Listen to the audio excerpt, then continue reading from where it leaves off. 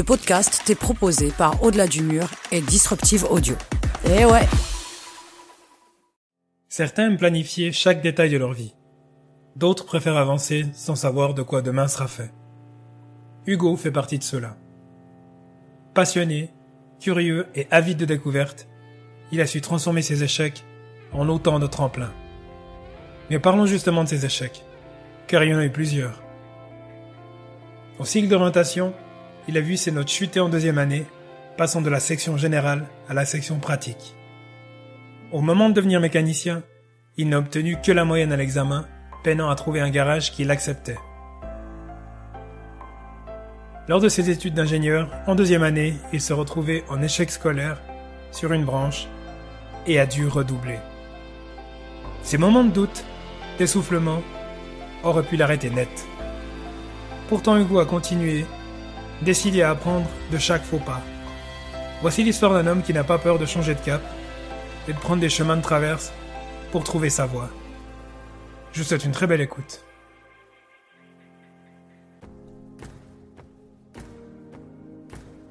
Le dimanche. Le jour de repos ? Pas pour tout le monde.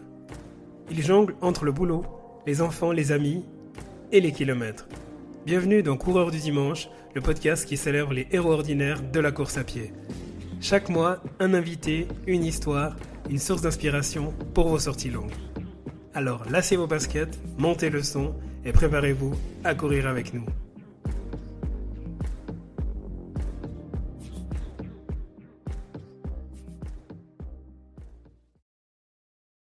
L'histoire de Hugo commence sous le soleil du Portugal. Il est né dans une famille modeste et durant ses premières années, son père travaille loin du foyer. Les rares fois où il rentre, c'est pour mieux repartir. Hugo grandit donc presque sans le voir. À 6 ans, la décision est prise.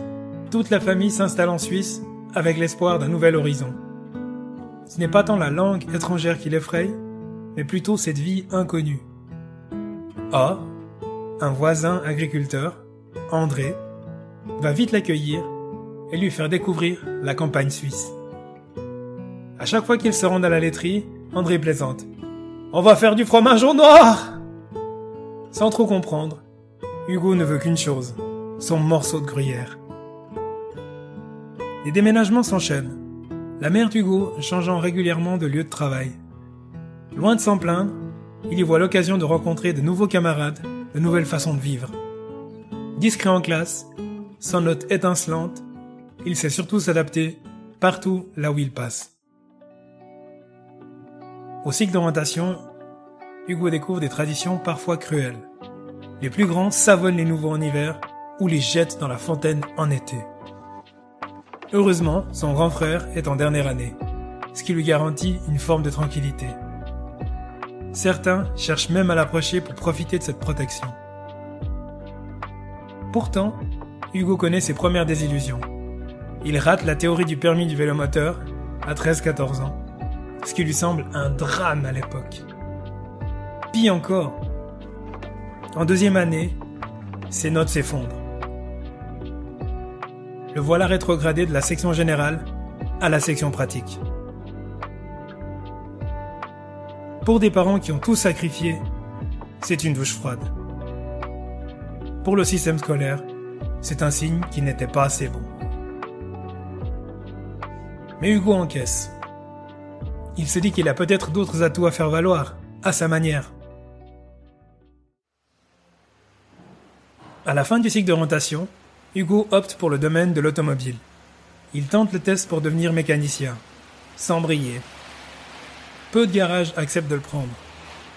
Sur l'intervention de son conseiller en orientation, il déniche finalement un poste d'apprenti réparateur, sur 3 ans, dans un garage qui n'a trouvé personne. Déterminé, il conclut la première année avec une moyenne de 5,4 sur 6. Bluffé, son maître d'apprentissage accepte de modifier son contrat. Hugo poursuivra en formation de mécanicien sur 4 ans. Il prouve alors que le manque d'opportunités initiales ne lui était pas fatal et qu'il sait saisir la moindre chance.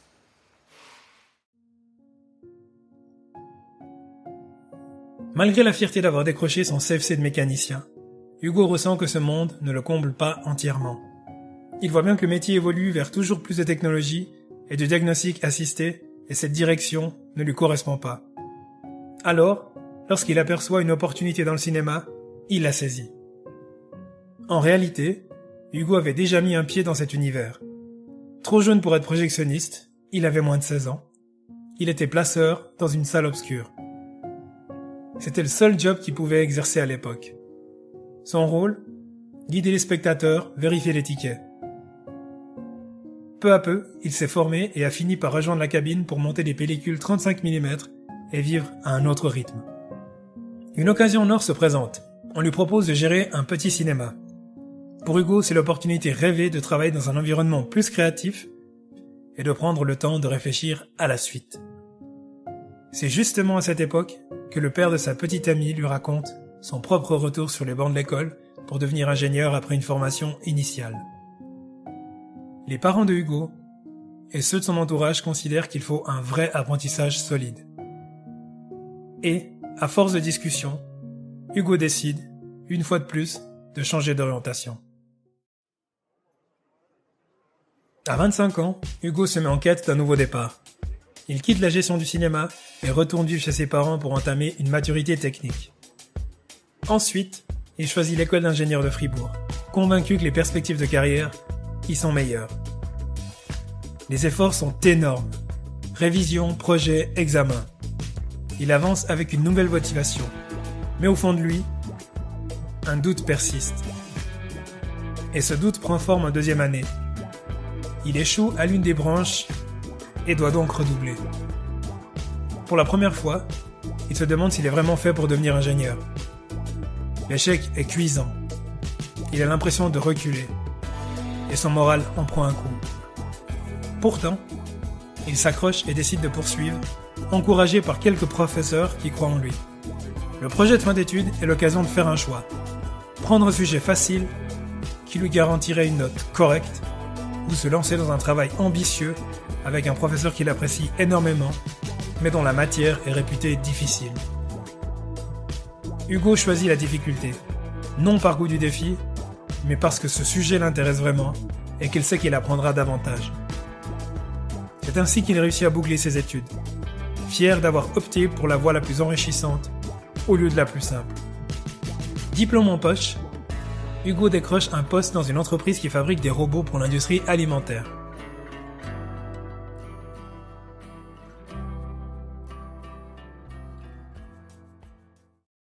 C'est l'envol vers une vie de voyage. Chine, Brésil, Allemagne, Suède, Finlande. Autant de découvertes culturelles qui le nourrissent. Mais cette cadence s'est freinée à un prix. Il dort souvent à l'hôtel, mange trop et trop mal, et ne rentre que rarement chez lui. Rapidement, il prend du poids et se sent épuisé. Il réfléchit alors. Pourquoi ne pas courir ? Un sport simple qui nécessite peu d'équipement et peut se pratiquer partout. En 2015, Hugo débute vraiment la course à pied. Les premières foulées sont difficiles, mais il s'accroche, au point de s'inscrire au Mora Fribourg 2016, sa première compétition. Excitation et doute se bousculent sur la ligne de départ, puis il franchit enfin la ligne d'arrivée, épuisé, mais heureux. Cette réussite lui ouvre les yeux. Au-delà du défi sportif, la course lui apporte un équilibre, une sensation de maîtrise de son corps et de son esprit. Pendant ce temps, ses amis fondent des familles et il s'interroge. N'est-il pas temps lui aussi de se rapprocher de ce qui compte vraiment ?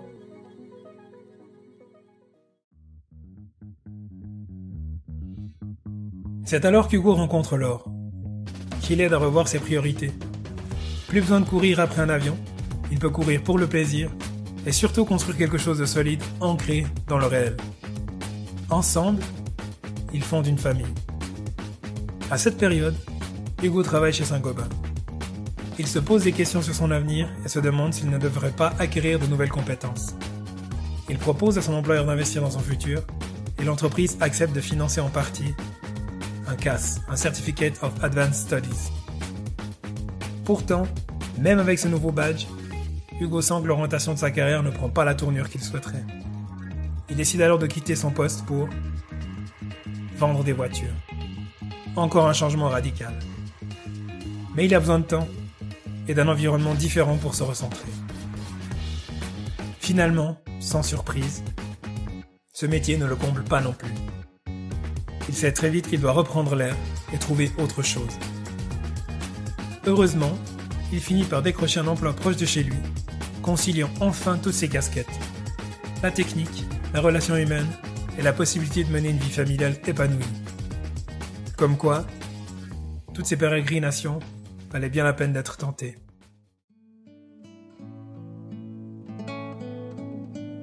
Au départ, qui aurait parié sur Hugo?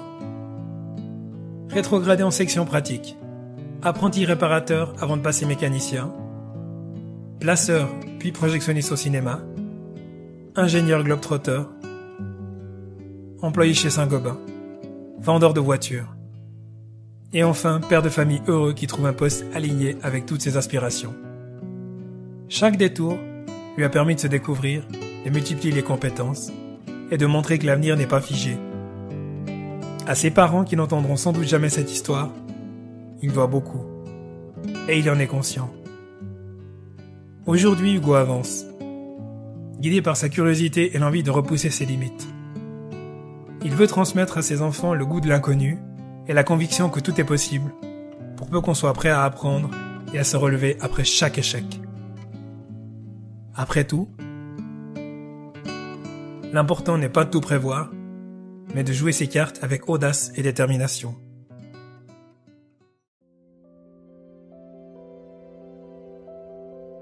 On arrive au terme de cette aventure.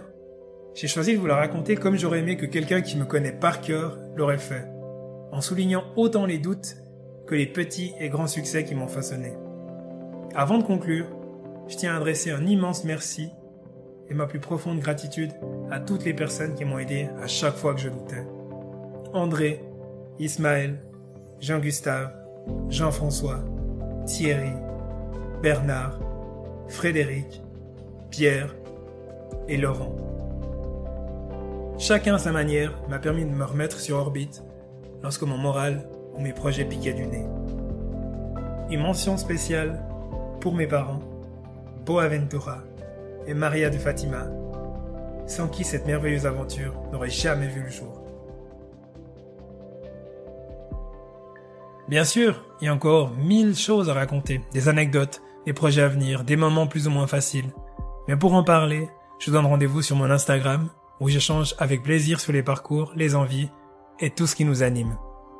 Merci beaucoup pour votre écoute, et souvenez-vous, peu importe d'où l'on part, c'est la manière dont on joue les cartes qu'on reçoit qui définit la suite de l'histoire.